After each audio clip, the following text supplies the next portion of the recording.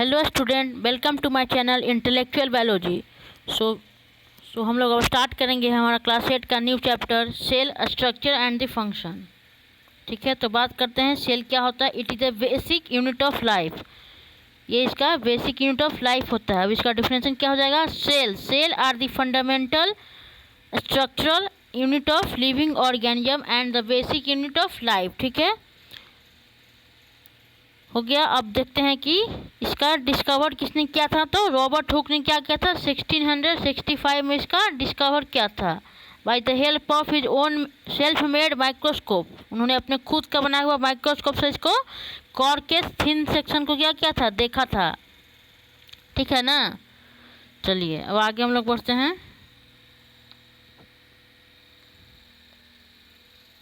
ये हो गया सेल का डायग्राम है, देख लीजिए। ये सेल का डायग्राम है कि कौन सी चीज़ कहाँ होता है, देख लीजिए यहाँ पर। फर्स्ट में क्या है, हमारा न्यूक्लियस है। फर्स्ट वाले पार्ट में ये क्या है, न्यूक्लियस है। सेकंड है एंडोप्लाज्मिक रेटिकुलम। ये दो टाइप के होते हैं, स्मूथ एंडोप्लाज्मिक रेटिकुलम और रफ एंडोप्लाज्मिक रेटिकुलम। ठीक है। थर्ड हो गया हमारा साइटोप्लाज्म। फोर्थ है गोल्गी अपैरेटस। देखिए ये हमारा गोल्गी अपैरेटस है। इसमें गोल्गी बॉडी होते हैं और बहुत सारे होते हैं इसमें हम आगे बात करेंगे। फिफ्थ में हमारा है माइटोकॉन्ड्रिया, जिसको हम लोग बोलते हैं power house of the cell बोलते हैं। इसको क्या बोलते हैं, power house of the cell बोलते हैं। सिक्स में है राइबोसोम। सेवन्थ में है लाइसोजाइम, जिसको हम लोग बोलते हैं, लाइसोजाइम को क्या बोलते हैं पता है आप लोग को, लाइसोजाइम को बोलते हैं सुसाइडल बैग ऑफ सेल। वो क्या करता है कि अपना सेल को खुद खा जाता है। 8th नंबर में है डीएनए और 9th में है हमारा सेल मेम्ब्रेन। ओके, चलिए हम लोग आगे बात करते हैं। अब बात करेंगे प्रोकैरियोटिक और यूकैरियोटिक के ऊपर कि व्हाट इज प्रोकैरियोटिक सेल और व्हाट इज यूकैरियोटिक सेल्स। देखिए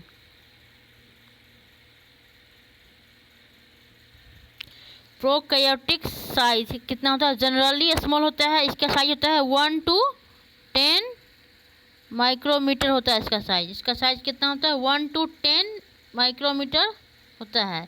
और 1 माइक्रोमीटर में कितना होता है, 10⁻⁻⁶ मीटर होता है। ठीक है ना। सेकंड है the nucleus is not well defined and known as nucleoid. इसके न्यूक्लियस, प्रोकैरियोटिक के न्यूक्लियस क्या होते हैं, वेल डेवलप नहीं होते हैं, वेल डिफाइंड नहीं होते हैं। इसको हम लोग न्यूक्लियोइड बोलते हैं। ये सिंगल होता है और उसके सर्कुलर क्रोमोसोम होते हैं।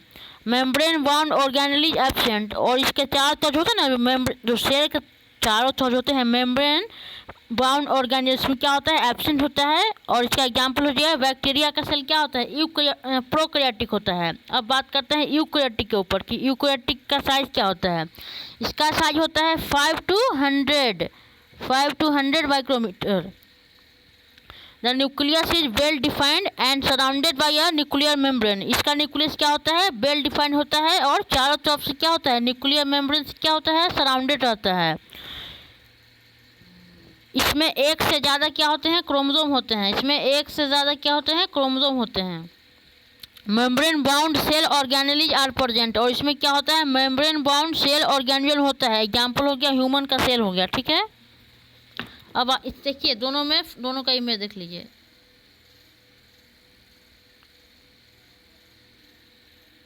ये प्रोकैरियोटिक का इमेज है और ये है यूकैरियोटिक का इमेज। देखिए प्रोकैरियोटिक के सेल में क्या होता है, न्यूक्लियोइड होता है, क्योंकि ये वेल डेवलप नहीं होता है। इसमें कुछ कैप्सूल्स होते हैं जो कि सिर्फ कुछ ही प्रोकैरियोटिक्स में होते हैं। इसमें फ्लैजेला होते हैं जो कि मूवमेंट करने में हेल्प करता है। सेल वाल होते हैं। सेल मेम्ब्रेन क्या होता है, दोनों में होते हैं। राइबोसोम दोनों में होते हैं। यूकैरियोटिक में क्या होते हैं, माइटोकॉन्ड्रिया होते हैं, जिसको हम लोग बोलते हैं power house of the cell. इसमें वेल डिफाइंड न्यूक्लियस होते हैं। ठीक है। अब आगे हम लोग बात करते हैं cell structure in eukaryotic cell. Eukaryotic में कैसा होता है सेल का स्ट्रक्चर, उस पर हम लोग बात करते हैं। Most eukaryotics are multicellular. जितने भी अधिकतर यूकैरियोटिक्स क्या होते हैं, मल्टी सेलुलर होते हैं, मतलब एक से ज़्यादा सेल से बने होते हैं।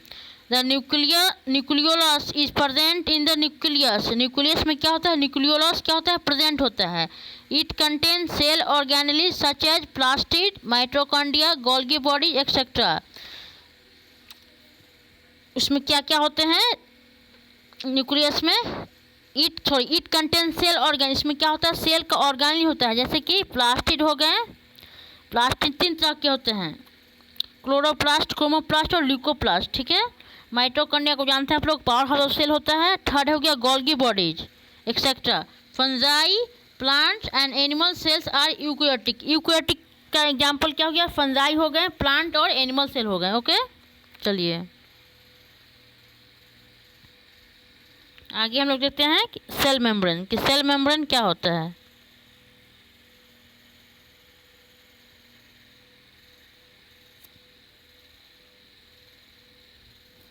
The cell membrane separated cells from one another and also the internal content from the surrounding medium। जो सराउंडिंग मीडियम होता है ना, उससे क्या करता है? इसको सेपरेट करता है। किसको? सेल को, ठीक है ना। The cell membrane separate cells. एक यहाँ सेल है और एक यहाँ सेल है, ठीक है। ये दोनों को क्या करता है? सेपरेट करता है। कौन? सेल मेम्ब्रेन, ठीक है।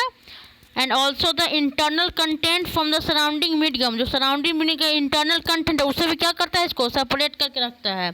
It is porous and allow the movement of substances और material both inward and outward. ये क्या होता है? पोरस होता है और ये सबस्टांस को क्या करता है? मूवमेंट करता है। कैसे?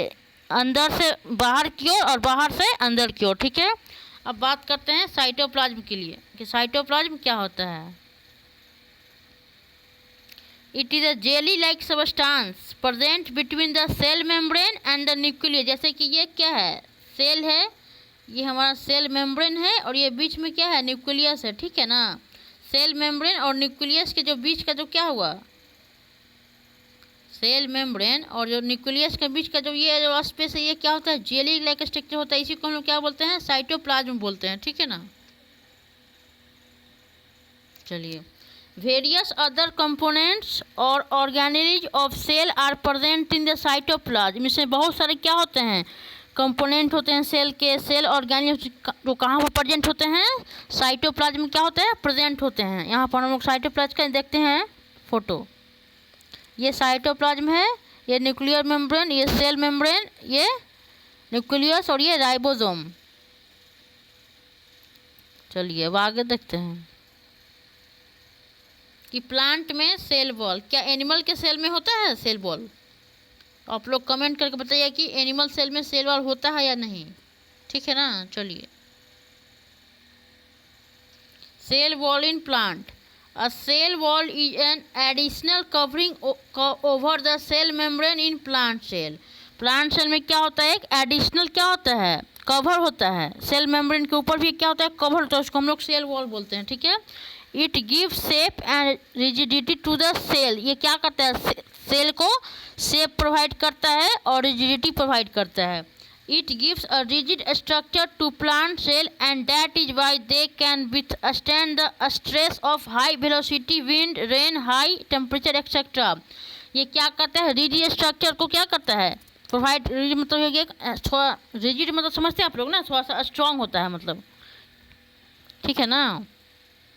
और इसीलिए क्या करता है? ये हाई वेलोसिटी को, रेन को क्या करता है? टॉलरेट करता है। मान लीजिए अगर नहीं रहेगा सेल बॉल नहीं रहता, क्या हो जाएगा? रप्चर कर जाएगा, टूट जाएगा, ठीक है ना। चलिए अब बात करते हैं ऑर्गेनेलिज के ऊपर कि ऑर्गेनेलिज क्या होता है। तो देख लीजिए, the various component present within the cell are known as cell organelles, ठीक है।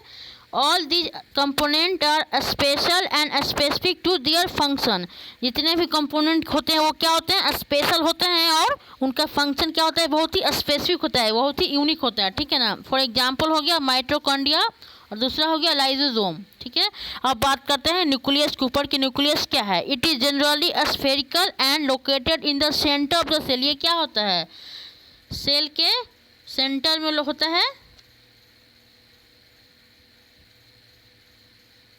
जैसे कि मान लीजिए ये सेल है, ठीक है, और ये सेल के कहाँ होगा? सेंटर पार्ट में होगा। पहला बात की क्या होगा? यह स्फेरिकल होगा और सेल के सेंटर पार्ट में होगा, ठीक है ना।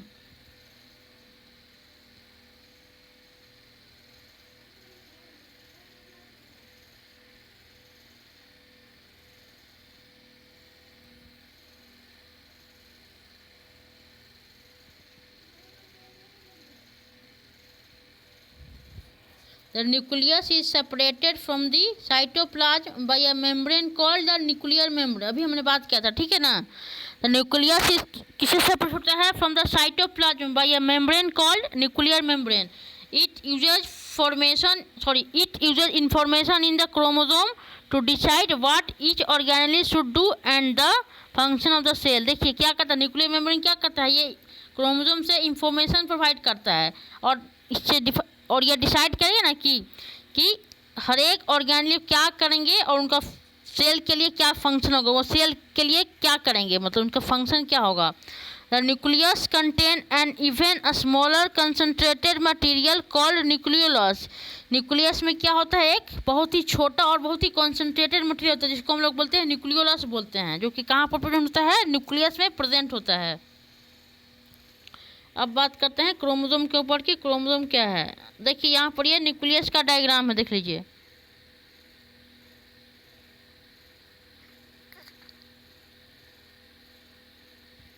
ये न्यूक्लियर का इन्वेलप है, ये न्यूक्लियोलस है, ठीक है ना, बहुत ही छोटा पार्ट होता है, ठीक है ना। ये न्यूक्लियोप्लाज्म क्रोमैटिन मटेरियल, इसी में क्या होता है, इसी में हमारा होता है डीएनए और सॉरी इसी में तो हमारा क्रोमोसोम होता है, क्रोमोसोम होता है इसमें। ये एंडोप्लाज्मिक रेटिकुलम है और ये छोटा सा पोर है, ठीक है। चलिए अब बात करते हैं क्रोमोसोम के ऊपर कि क्रोमोसोम क्या होता है।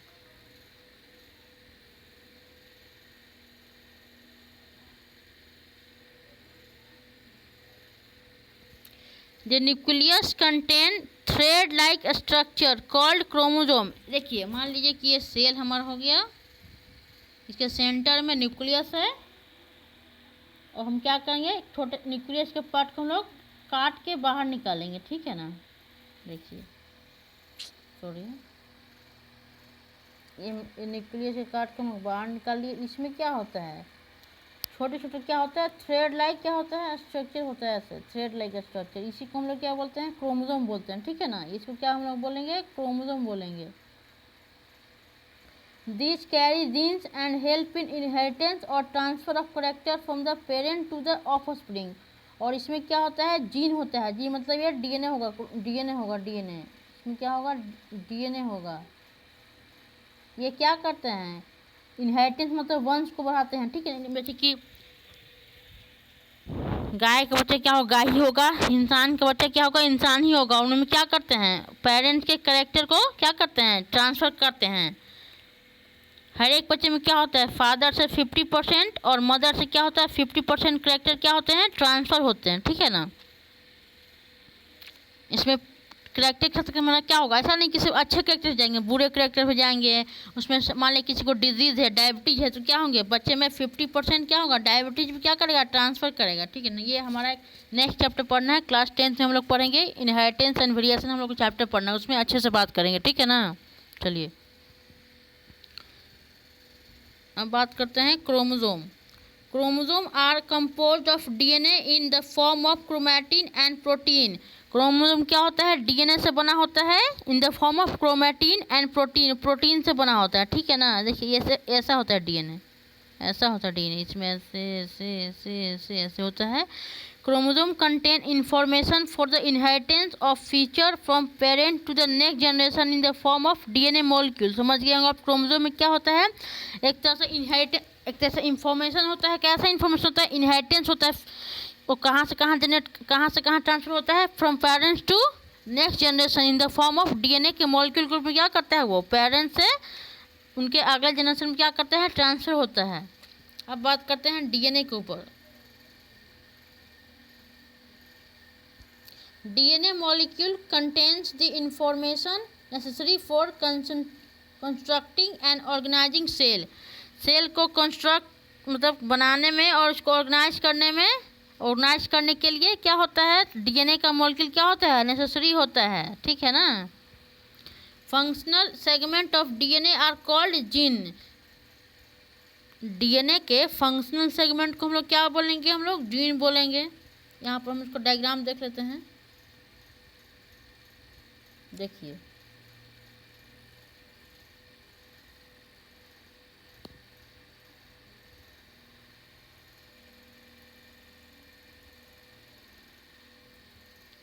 ये क्या है, डीएनए का क्या है, स्ट्रक्चर है। देखिए डीएनए कैसे, ऐसा तो हमने आपको बताया था कि ऐसा होता है, ऐसा होता है? इसमें क्या होता है, शुगर और फॉस्फेट का क्या होता है, बैक 2-3 बॉन्ड इसमें होते हैं। फॉस्फेट के कितने होते हैं, 3 बॉन्ड होते हैं, ठीक है ना। ये सब आपको नेक्स्ट आगे पढ़ना है, ठीक है। इसका बेस पेयर होता है। इसमें 4 तरह के नाइट्रोजन बेस होते हैं। पहला का नाम है थायमिन, एडेनिन, और दूसरा है ग्वानिन और साइटोसिन, ठीक है ना। ऐसा तो आप लोगों को नहीं पढ़ना कि हम आपको बताते हैं एक छोटा सा। Adenine by thymine equal to guanine by cytosine, plus adenine by thymine plus guanine by cytosine equal to 1, जो कि अभी आप लोगों को नहीं पढ़ना है ना, इस क्लास 12th में पढ़ना है। समझ गए हैं, डायग्राम देख लिए हैं डीएनए का।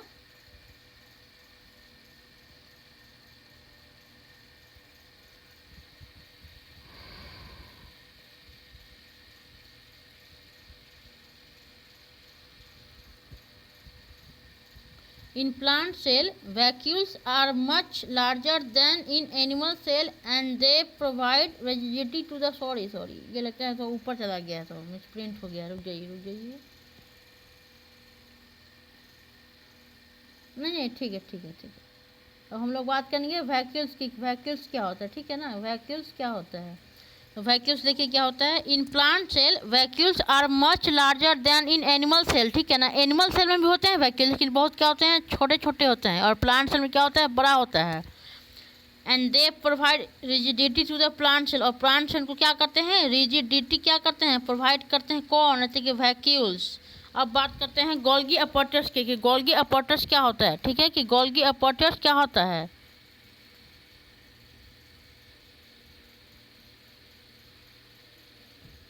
Golgi apertures also term as Golgi complex is a membrane bound nucleus। Golgi apertures को हम लोग Golgi complex बोलते हैं, और ये क्या है, membrane bound nucleus है, ठीक है ना।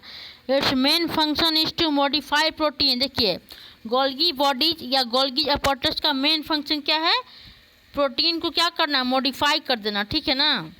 These modified protein are placed in Golgi so that it can transport elsewhere in the cell when required। अब क्या करता है गोल्गी पर्सन, प्रोटीन को तो मॉडिफाई कर दिया, लेकिन वो क्या करता है, आगे नहीं भेजता, वो अपने पास ही रख लेता है। और जब भी क्या होता है, ज़रूरत पड़ता है, तो ये क्या करता है, दूसरे सेल में क्या करता है, इसको ट्रांसपोर्ट कर देता है। कौन, तो गोल्गी अपर्चर्स या गोल्गी बॉडीज। अब बात करेंगे हम लोग इंडोप्लाज्मिक रेटिकुलम क्या होता है। It is a membranous organelle, क्या है, एक मेम्ब्रेनस ऑर्गेनिल है। It is found in all eukaryotic cell, ये क्या होते हैं, जितने भी यूकैरियोटिक सेल तो इस सब में पाए जाते हैं, ठीक है। चलिए the endoplasmic reticulum is divided into 2 types based on their physical and functional properties। Endoplasmic reticulum को 2 भाग में डिवाइड करेंगे, ऑन द बेसिस ऑफ किसके बेसिस पर, physical basis and functional property पर हम लोग 2 भाग में इसको डिवाइड करते हैं। पहला हो गया smooth and rough endoplasmic reticulum, पहला का नाम हो गया हम लोग स्मूथ इंडोप्लाज्मिक रेटिकुलम, और दूसरा हो गया रफ इंडोप्लाज्मिक रेटिकुलम, ठीक है। चलिए अब आगे बात करते हैं हम लोग कि रफ इंडोप्लाज्मिक रेटिकुलम क्या होता है। It synthesises and secrete protein in the cell. Rough endoplasmic reticulum का फंक्शन क्या होता है, ये क्या करता है, प्रोटीन को क्या करता है, सिक्रीट करता है सेल से, और इसको सिंथेसाइज करता है, ठीक है। अब बात करते हैं स्मूथ इंडोप्लाज्मिक रेटिकुलम क्या होता है। It involve in the synthesis of phospholipid, the main lipid in cell membrane. ये क्या करता है, फॉस्फोलिपिड को क्या करता है, सिंथेसाइज करता है, जो कि क्या है, सेल मेम्ब्रेन का मेन लिपिड होता है। And are very important in the process of metabolism, और मेटाबॉलिज्म क्या करते हैं, बहुत ही इंपॉर्टेंट रोल करते, ये बहुत ही इंपॉर्टेंट रोल निभाता है, ठीक है ना। अब बात करते हैं next, they also transport the product of rough endoplasmic reticulum to the other cell, और ये इसका एक और क्या, ट्रांसपोर्टेशन का काम होता है,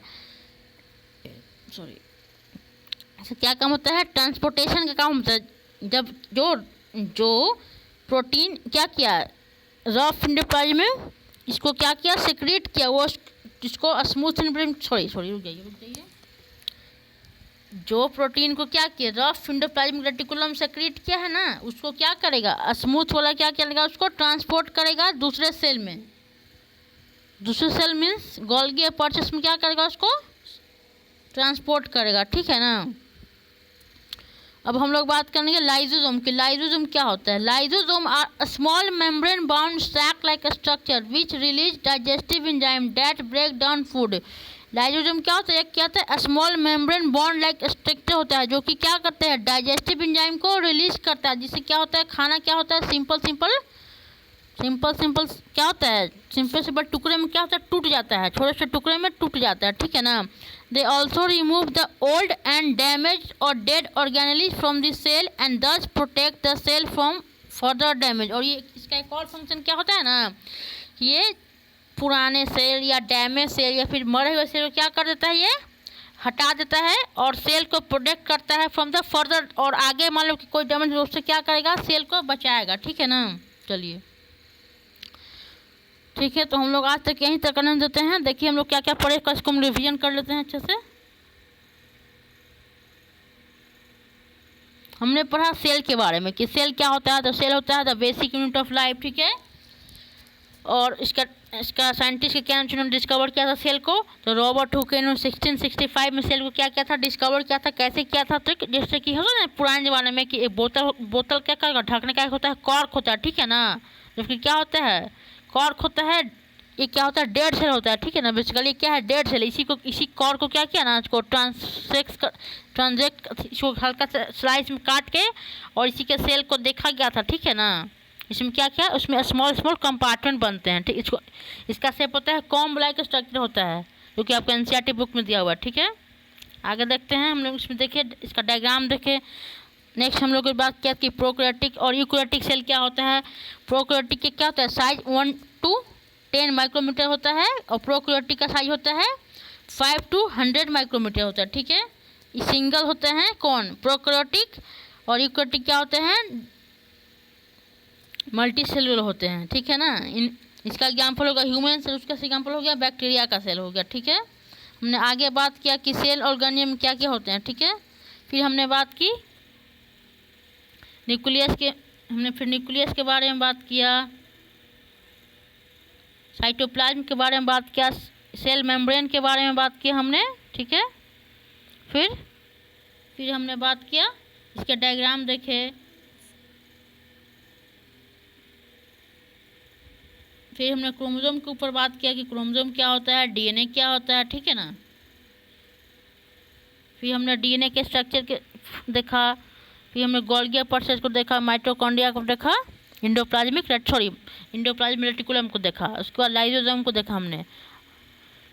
अब नेक्स्ट लेक्चर में हम लोग बात करेंगे माइटोकॉन्ड्रिया से, हम लोग नेक्स्ट लेक्चर में बात करेंगे। अगर आपको कहीं भी लग रहा है कि हम लैग करें तो आप लोग कमेंट करके बताइए, तो हम उसको आगे से सॉल्व करने की कोशिश करेंगे, ठीक है ना।